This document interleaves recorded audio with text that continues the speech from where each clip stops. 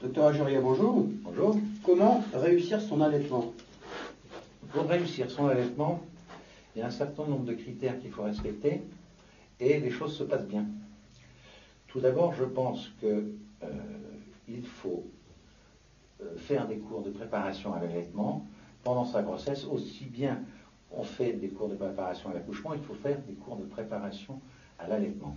Où peut-on les faire, ces cours? En général, dans les maternités, on peut faire des cours de préparation à l'allaitement. Première chose. D'accord. Deuxième chose, il faut se renseigner un petit peu avant d'aller accoucher dans une maternité sur la politique de la maternité concernant l'allaitement et sur la formation du personnel de la maternité. Sont-ils formés pour aider les mères à allaiter ou pas? Sont-ils formés de façon homogène, c'est-à-dire tout le personnel de la maternité délivre-t-il le même message aux mères ou pas? Ça, c'est très important. Et enfin, les premières mises au sein se font-elles en salle de travail? Et enfin, dernier point, l'enfant dort-il en permanence à côté de sa mère pendant le séjour à la maternité? On a vu que le premier point au départ pour initialiser un bon allaitement, c'est la mise au sein précoce en salle de travail. Ensuite, il faut que l'enfant soit au sein à la demande, c'est-à-dire à la demande de l'enfant, dès qu'il crie, on le met au sein, ou à la demande de la mère. Si la maman a mal au sein, elle le fait téter.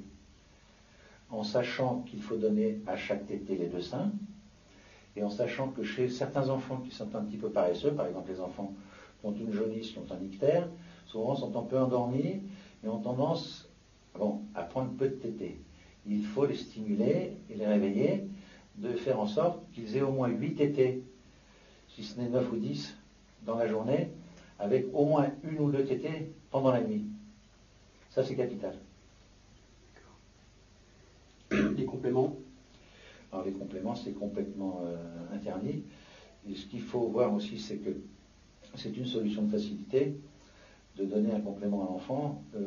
Si la maman a des petits problèmes pour donner le sein, il est plus facile de donner un complément plutôt que de donner des conseils qui vont prendre un certain temps. Donc ce qui importe, c'est que des compléments dans la maternité ne soient donnés que sur prescription médicale ou prescription de la sage-femme. Complément, ça ramène au biberon et à la tétine. Les biberons et les tétines sont à déconseiller formellement car les enfants à leur naissance risquent de confondre le biberon et la tétine, et les mouvements de succion déglutition d'une tétine, de biberon et d'un sein sont complètement différents, ce qui aboutit à des échecs d'allaitement car les enfants ne savent plus téter le sein quand ils ont tété les tétines et les biberons. La position? La position, c'est capital, c'est quelque chose qui n'est pas inné, qui ne peut être enseigné que par un professionnel. Bon, dans les temps anciens, il y avait les grands-mères, les grands-parents, les tantes qui aidaient la parturiente à mettre son enfant au sein. Maintenant, ça n'est plus possible. Donc, il faut absolument qu'il y ait des gens qui soient capables de montrer à la mère la bonne position. Mais bon, bonne position, c'est très important. Autre facteur décisif pour un bon allaitement, c'est le problème de la douleur. C'est un problème qui se pose très, très souvent après un accouchement, à plus forte raison après un accouchement par césarienne. Il faut savoir que la douleur est quelque chose qui interfère de façon extrêmement négative dans l'allaitement, en particulier ce qu'on appelle le réflexe d'éjection.